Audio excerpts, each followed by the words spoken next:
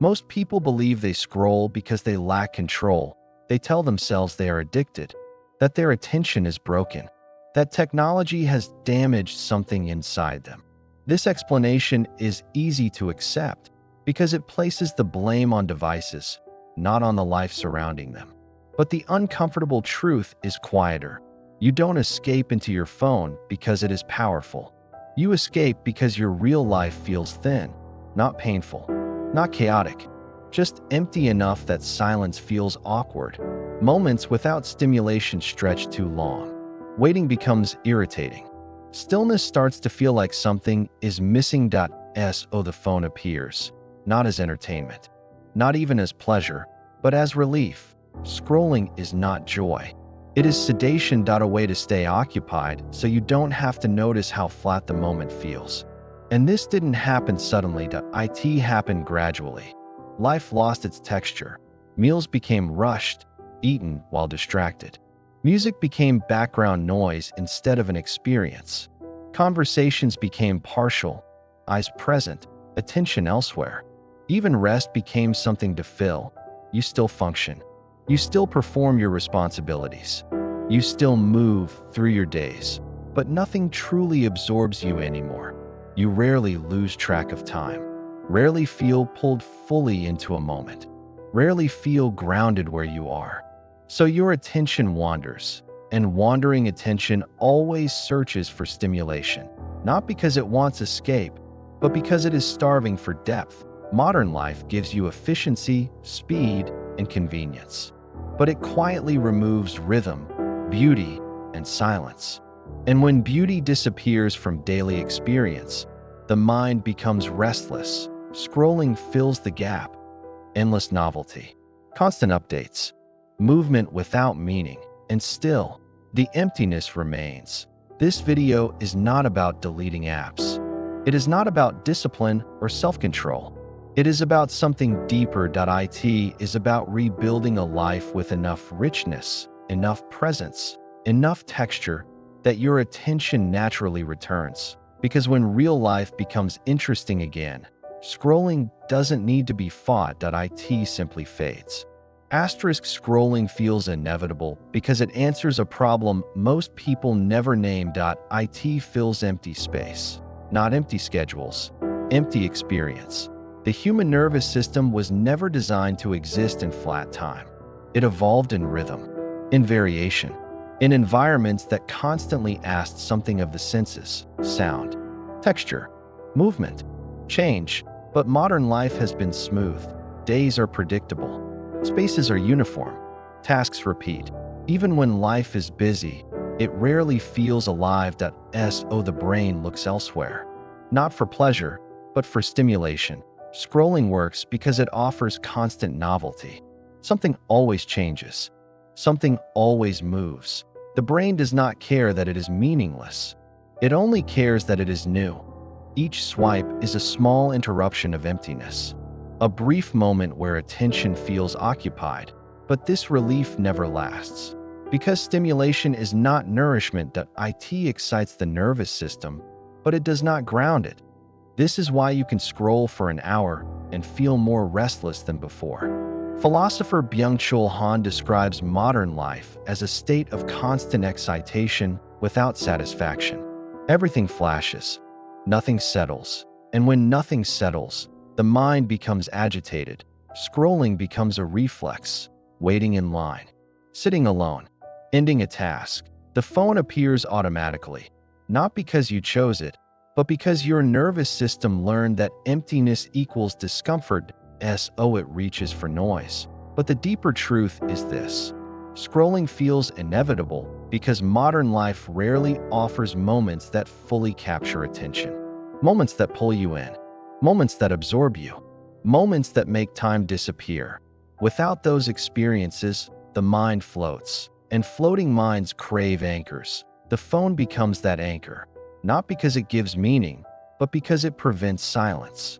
And silence, when life lacks depth, feels unbearable.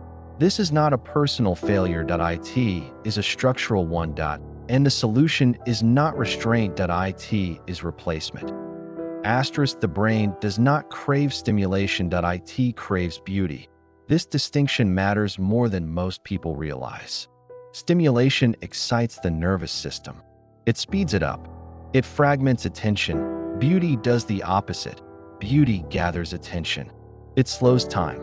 It gives the mind something to rest inside. This is why you can scroll endlessly and still feel empty.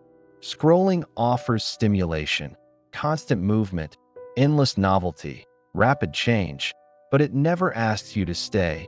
Beauty asks you to linger. Think about the difference that a feed refreshes every second.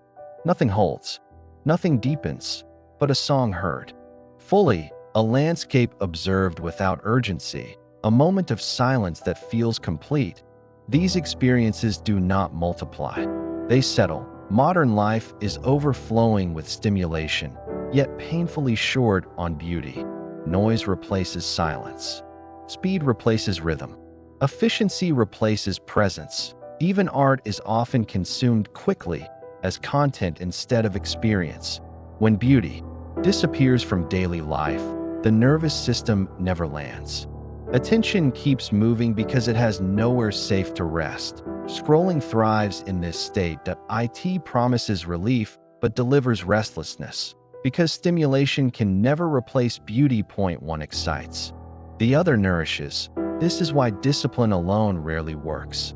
You can restrict scrolling, but if your life remains aesthetically thin, the craving returns. Not because you are weak, but because something essential is missing. The solution is not less stimulation. It is more beauty, not grand beauty, not luxury or perfection, but small, intentional moments that invite attention to stay. Beauty does not shout. It does not refresh. It does not demand. It waits. And when beauty returns to daily life, scrolling loses its power, not through resistance, but through irrelevance. Asterisk, beauty is not rare. It has simply been ignored. Most people believe beauty must be impressive to matter. Something big, something dramatic, something worth capturing and sharing. But beauty does not require scale. It requires attention. Micro beauty exists in ordinary moments, but only if you slow down enough to notice.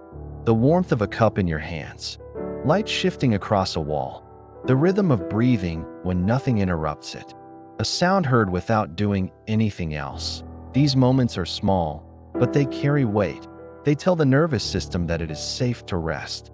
When you intentionally introduce micro beauty into your day, something subtle changes. Time slows. Attention gathers.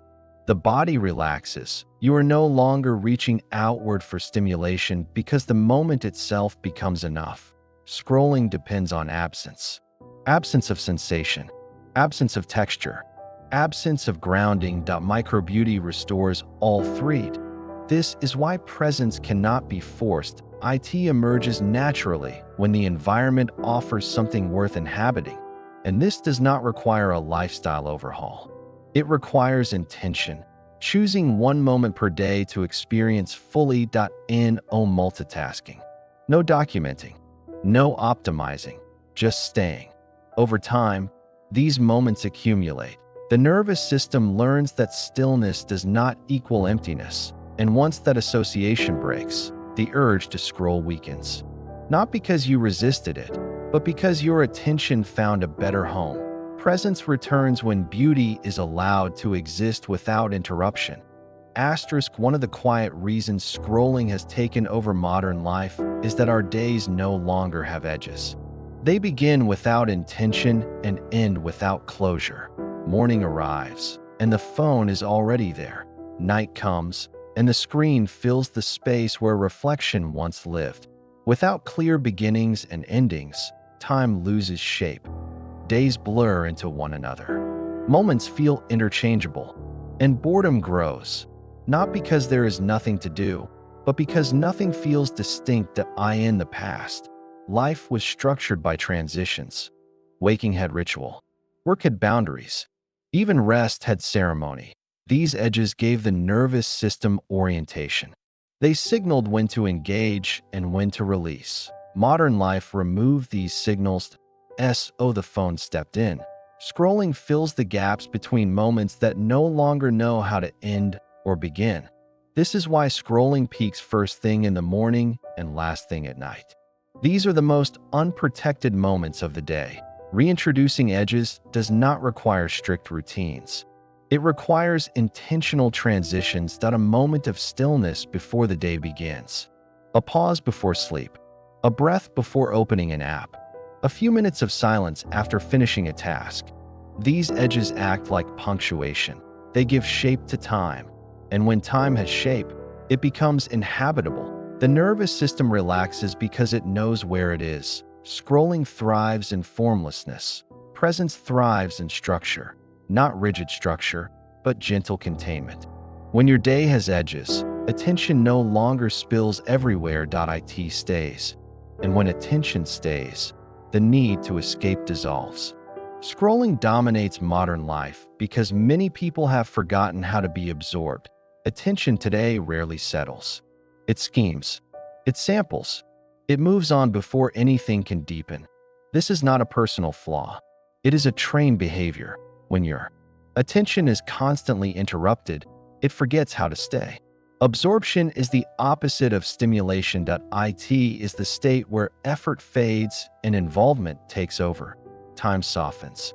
Self-consciousness disappears. You are no longer managing experience. You are inside it. This state cannot be achieved through force.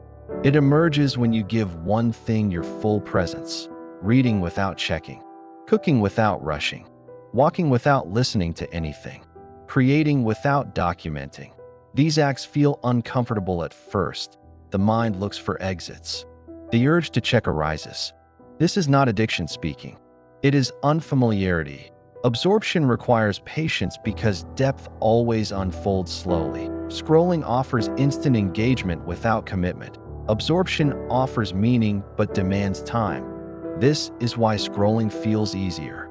But ease is not satisfaction. When you relearn absorption, your nervous system recalibrates, attention lengthens, restlessness decreases, moments begin to feel full again. And once you experience this depth, shallow stimulation loses its appeal. Not because it is forbidden, but because it feels thin. Absorption restores something fundamental. It reminds the mind what it feels like to belong to an experience. And belonging is what scrolling has been trying to imitate. There is a reason nature still calms the mind when almost nothing else does. It offers something modern life rarely provides: variation without demand in natural environments. Nothing asks for your attention, yet everything invites it. Light shifts. Wind moves. Sound appears and fades. The nervous system responds immediately. Not because nature is romantic or nostalgic, but because it is honest. There is no performance, no urgency, no optimization. Nature does not fragment attention. It gently holds it. This is why even brief exposure changes how you feel. A short walk, a view through a window, standing still under open sky. These moments regulate the nervous system without effort. Scrolling cannot do this. Screens offer novelty without rest. Nature offers novelty with stability. One excites, the other restores. This is why you often feel calmer after being outside, even if nothing happened. Nature reintroduces rhythm, and rhythm is what the nervous system craves when it feels overwhelmed. You do not need wilderness. You do not need escape. You need contact. Trees, water, sky, air. These elements anchor attention without consuming it. They remind the body that it belongs somewhere real. And once the nervous system remembers this, digital stimulation loses its dominance. Not because you resist it, but because something deeper satisfies you first.